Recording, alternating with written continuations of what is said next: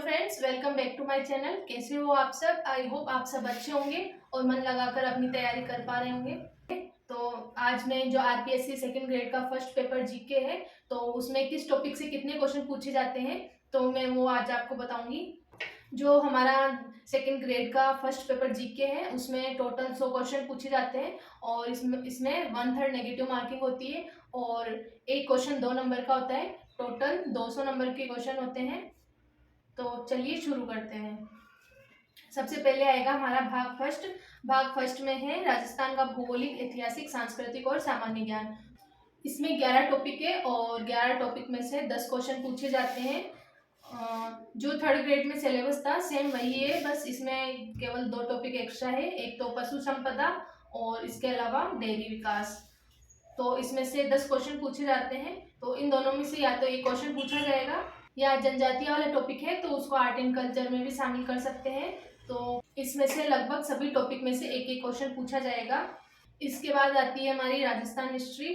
तो जो राजस्थान की हिस्ट्री और आर्ट एंड कल्चर है, तो इन दोनों को मिलाकर टोटल 20 क्वेश्चन आएंगे। तो इसमें ऐसा है कि कभी हिस्ट्री से ज़्यादा क्वेश्चन पूछ लिए जाते हैं तो कभी आर्ट एंड कल्चर से पूछे जाते हैं, लेकिन दोनों को मिलाकर टोटल 20 क्वेश्चन पूछे जाते हैं।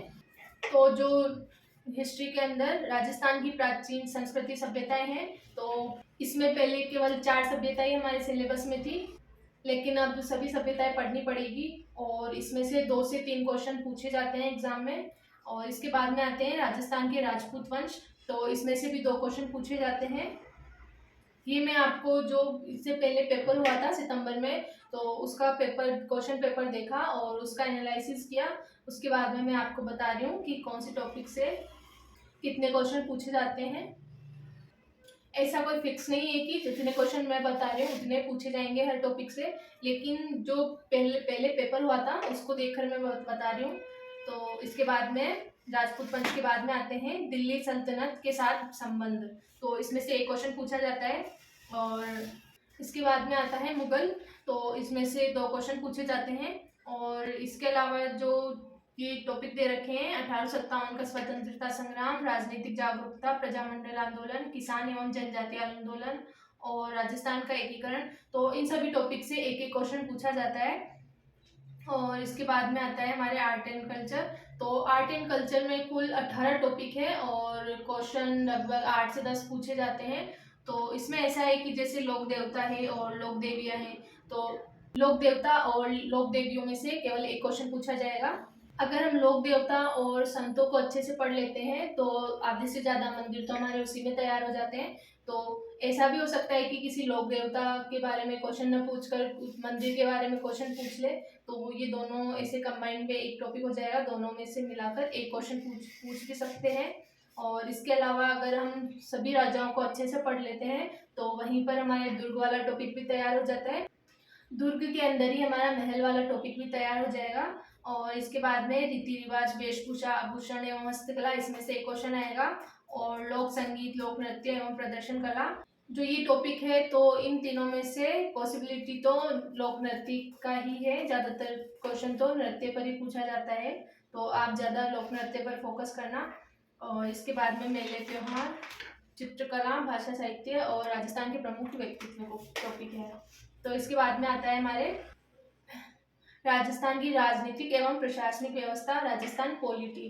तो इसके कुल 15 टॉपिक है और इसके 10 क्वेश्चन पूछे जाने हैं। तो इसमें से लगभग सभी टॉपिक में से एक एक क्वेश्चन पूछा जाएगा। और जैसे इनको कंबाइन करके भी पूछा जा सकता है, जैसे राज्यपाल और मुख्यमंत्री वाला दोनों टॉपिक को एक कंबाइन करके, जैसे किस मुख्यमंत्री के समय कौन कौन से राज्यपाल थे, मिलान वाले क्वेश्चन भी पूछे जा सकते हैं। तो इनमें से लगभग सभी में से एक एक क्वेश्चन आएगा। और जो आयोग है, राजस्थान लोक सेवा आयोग, महिला आयोग, वित्त आयोग और निर्वाचन आयोग, तो ये जो 4 आयोग है उनमें से केवल 2 आयोग पर ही क्वेश्चन आएगा। इसके बाद में लोकायुक्त और राजस्थान राज्य विधिक सेवा प्राधिकरण, तो इनमें से भी एक एक क्वेश्चन आएगा।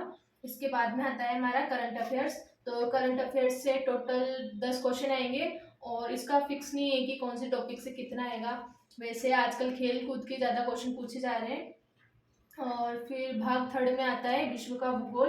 तो इसके कुल 6 टॉपिक है। इसके पहले 5 ही टॉपिक थे, लेकिन अब जो प्रमुख मानव व्यवसाय है तो वो नया टॉपिक जुड़ गया है। तो विश्व के भूगोल में 6 टॉपिक हैं, उनमें से 5 क्वेश्चन पूछे जाएंगे। और इसके बाद आता है भारत का भूगोल। भारत के भूगोल में भी 5 क्वेश्चन पूछे जाते हैं। पहले इसमें केवल हर टॉपिक से एक ही क्वेश्चन पूछा जाता था, लेकिन अब जैव विविधता वाला नया टॉपिक जुड़ गया है, तो कुल 6 टॉपिक है और क्वेश्चन 5 पूछे जाएंगे। और जो नए टॉपिक जुड़े हैं तो उनसे क्वेश्चंस भी ज़्यादा आने के चांसेस है। इसके बाद में आती है भारतीय अर्थव्यवस्था। तो जो भारतीय अर्थव्यवस्था है उसमें से टोटल 5 क्वेश्चन आएंगे। जो कृषि, उद्योग, सेवा क्षेत्र में समृद्धि एवं विकास है, यहाँ से 3 क्वेश्चन पूछे जाएंगे। और जो विदेशी व्यापार है तो संयोजन, दिशा एवं प्रवृत्ति, उससे 2 क्वेश्चन पूछे जाएंगे। तो इससे टोटल 5 क्वेश्चन पूछे जाएंगे। फिर इसके बाद में आता है भारतीय संविधान। तो इसमें कुल 13 से 14 टॉपिक है और इसमें ज़्यादातर टॉपिक नए भी जुड़े हैं, जैसे भारत का संवैधानिक विकास। इसमें पहले 1919 और 1935 का अधिनियम था, अब हमें सभी अधिनियम पढ़ने पड़ेंगे। इसके अलावा नागरिकता, उपराष्ट्रपति, ये सभी नए टॉपिक जुड़े हैं और क्वेश्चन भी इनसे इस बार आना संभव है। तो इसके 13-14 टॉपिक में से 10 क्वेश्चन आएंगे। इसके बाद आती है विदेश नीति। विदेश नीति की 4 क्वेश्चन पूछे जाएंगे, जिसमें से 2 क्वेश्चन तो फैक्ट वाले होंगे और इसके अलावा 2 करंट से रिलेटेड भी क्वेश्चन पूछे जाएंगे। और ये विदेश नीति वाला टॉपिक एनसीईआरटी की 12th की बुक है, उसमें बहुत अच्छे से दे रखा है, तो आप वहाँ से देख सकते हैं। और इसके अलावा हमें इसको करंट से भी तैयार करना पड़ेगा, क्योंकि 2 क्वेश्चन तो फिक्स है कि करंट से आएंगे इसमें। इसके बाद 4th पोर्शन आएगा शिक्षा मनोविज्ञान। तो शिक्षा मनोविज्ञान के 20 क्वेश्चन आएंगे। और मैं आपको जो अब तक सेकंड ग्रेड के पेपर हुए हैं तो उनका एनालिसिस कर आपको बताया है कि किस टॉपिक से कितने क्वेश्चन आएंगे। और सेकंड ग्रेड में हर टॉपिक से लगभग सभी से क्वेश्चन पूछे जाते हैं। आपको मुझसे स्टडी से रिलेटेड और भी कोई क्वेश्चन पूछना हो तो आप कमेंट करके पूछ सकते हैं। और अगर आपको मेरी जानकारी अच्छी लगी हो तो please like, comment, share and subscribe my channel. मिलते हैं नेक्स्ट वीडियो में। Thanks for watching.